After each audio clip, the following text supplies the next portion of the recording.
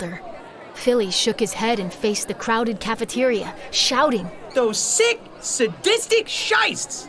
They get their kicks from beating us down!" He swung a foot in their direction, as if to boot the entire student body. "They can all eat shyst and die!" No one responded or even acknowledged Philly, save a single 600 who chucked a half-eaten biscuit at Philly's face.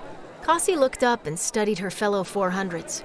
Philly was a tall, lithe figure with his blonde hair and a side part with a quiff. He smiled with his whole face, and his crystal blue eyes looked like they were ready to burst into tears of laughter at any given moment. Adonis had Spanish eyes and was equally thin and wiry.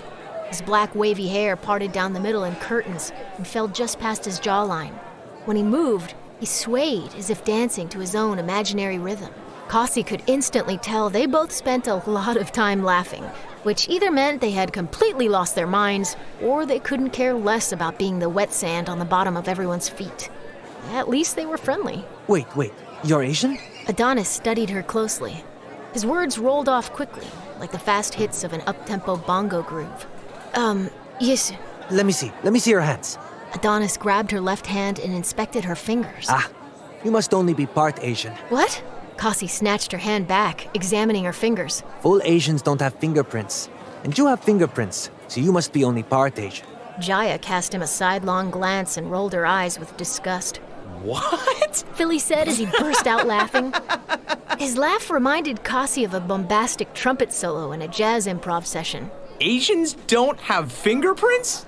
Where'd you hear that from? One of your ludicrous cousins?" I'm telling you, they don't. I heard it from a cha who said it's why so many Asians become ninjas. "Adonis, you soft-headed shyst. That's the dumbest thing I've ever heard." Just then, Savriah, the red-headed girl who had helped Kassi in the washrooms, joined them. What'd I miss? Adonis thinks Asians don't have fingerprints. He says that's why so many become ninjas. He had one of those infectious laughs. Kassi couldn't help but join in. After all she had been through that day, it felt good to laugh. Don't laugh, I'm telling you. Adonis's face reddened. Here we go again. Savriah shook her head before turning toward Kassi and staring at the burn on her neck. Shower curtain girl. That's me. Kassi instinctively felt the discoloration on her neck. Welcome to the trench. Savriah bowed. "You two know each other?" Savriah helped me with an awkward situation this morning, Kassi said, smoothing one of the many wrinkles in her uniform. "Do I even want to know?" Probably not. Savriah shook her head, closing her eyes and scrunching her face a little as she did so. "Savvy's a real loon, but she's one of us." Philly said with a loud slap on Savriah's back. I'm not a loon. Savriah retaliated by slugging his arm. "Right.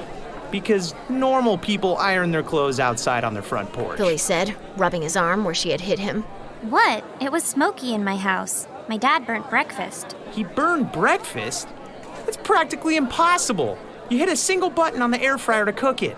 How in Sheba's mystic mountains did your dad burn it?" Philly wildly threw his arms into the air.